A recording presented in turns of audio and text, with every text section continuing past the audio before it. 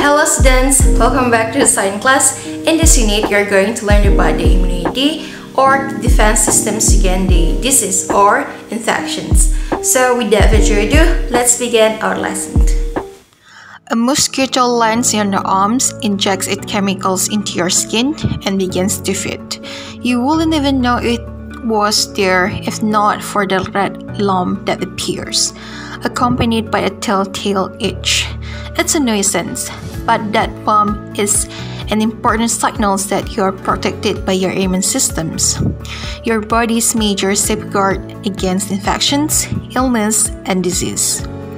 The systems is a vast network of cells, tissues, and organs that coordinate your body's defenses against any threats to your health.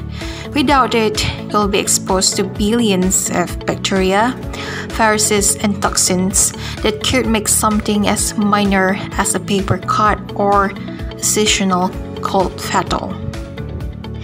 The immune systems or defense systems in humans are divided into two types. First, external defense systems. Second, internal defense systems. External defense systems is natural barriers, and the immune systems defend the body against organisms that can cause infections. Natural barriers include the skin, mucous membranes, tears, earwax, mucus, and stomach acid. Our biggest organs is in fact our skin. The skin covers the whole body, protecting our insides from physical damage. Micro-infections and dehydrations, the skin acts as a physical barrier which is difficult for the microbes to penetrate. But that's not all. The sebaceous glands on our skins secrete acids which make the skin acidic and prevents the growth of pathogens, so our skin does a great job. But what about the pathogens entering through our nose, mouth, or eyes? Tears, mucus, and saliva all contain the lysosomes enzymes that breaks down the cell walls of the mini bacteria. Our respiratory systems has many lines of defense as well as enzymes. Firstly, nasal hair keeps out dust and larger organisms. And then, for the sneakier microbes that get through, there's a sticky mucus which traps them and little hairs called cilia to sweep out the dirty mucus. Fall over and catch ourselves. Luckily, our blood has its own defense mechanisms, preventing the wound from becoming infected. The blood contains platelets and fibrin, which cause the blood to clot and form a scab. Don't worry about swallowing pathogens. The hydrochloric acids in our stomach is really strong and kills most of the harmful microorganisms. That might be enough. Our defense doesn't stop there either. Friendly bacteria in intestine stops other harmful bacteria taking over.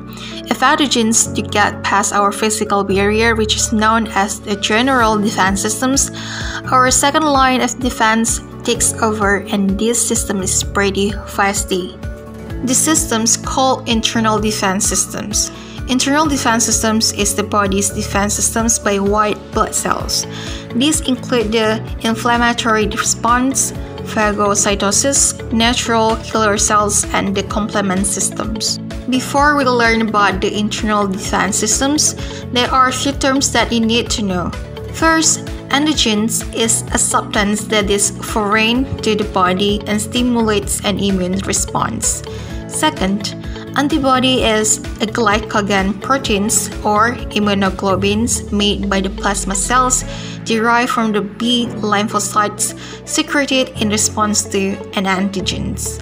Third, immune response is the complex series of the response of the body to the entry of the foreign antigens. Non-self refers to any substance or cell that is recognized by the immune systems as being foreign and will stimulate an immune response. Fifth, self refers to the substances produced by the body that the immune system does not recognize as foreign, so they do not stimulate an immune response. The immune system relies on millions of defensive white blood cells, also known as the leukocytes, that originate in our bone marrow.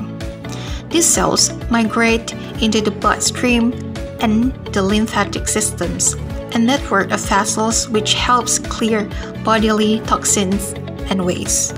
Our bodies are teeming with leukocytes.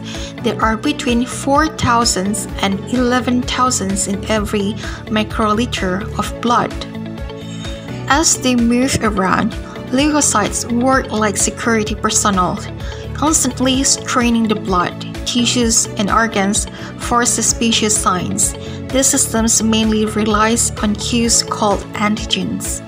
These molecular traces on the surface of the pathogens and other foreign substances betray the presence of invaders. As soon as the leukocytes detect them, it takes only minutes for the body's protective immune response to kick in. Threats to our bodies are hugely variable, so the immune response has to be equally adaptable. That means relying on many different types of leukocytes to tackle threats in different ways. Despite this diversity, we classify leukocytes in two main cellular groups, which coordinate a two-pronged attack. First, phagocytes trigger the immune response by sending macrophages and dendritic cells into the blood. As these circulate, they destroy any foreign cells they encounter simply by consuming them. That allows phagocytes to identify the antigens on the invaders they just ingested and transmit these informations to the second major cells group, orchestrating the defense, the lymphocytes. Phagocytes are produced throughout life in the bone marrow. They are stored there before being distributed around the body in the blood. Phagocytes include macrophages and neutrophils. Macrophages are also phagocytes, but are larger than neutrophils and tend to be found in organs such as the lung, liver, spleen, kidney, and lymph nodes, rather than remaining in the blood. After they are made in the bone marrow, macrophages travel in the blood as the monocytes, which develop into macrophages once they leave the blood and settle in the organs, removing any foreign matters found there. Macrophages are long-lived cells and play a crucial role in initiating immune responses. Since they do not destroy pathogens completely, but cut them up to display antigens that can be recognized by the lymphocytes.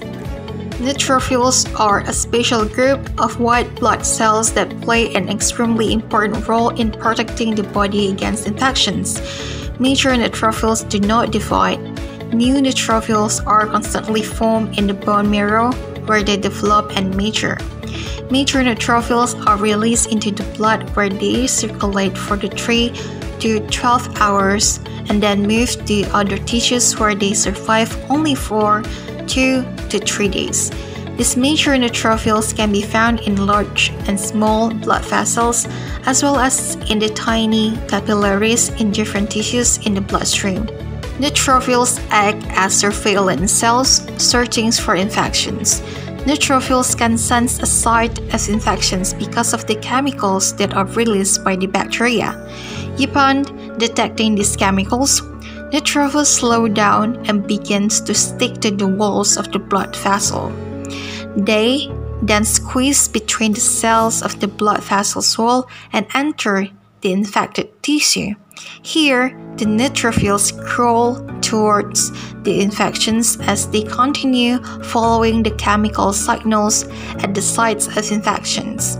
Bacteria are coated with antibodies of the immune systems and marked for ingestions. Neutrophil recognizes the marked bacterium and jolts it into its body and traps the bacterium in a sac called a phagosomes.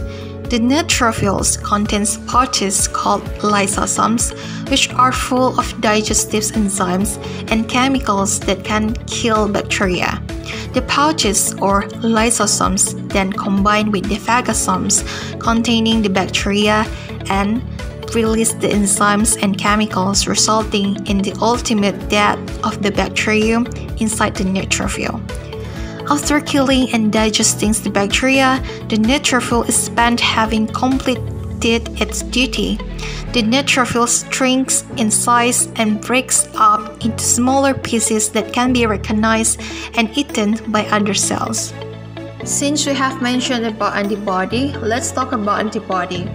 Look at the figure 11.11, page 229 on your textbook.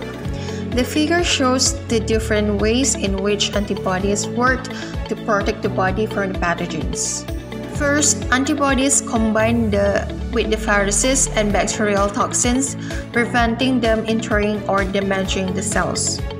Second, antibodies attach to the flagella of bacteria, making them less active and easier for phagocytes to engulf.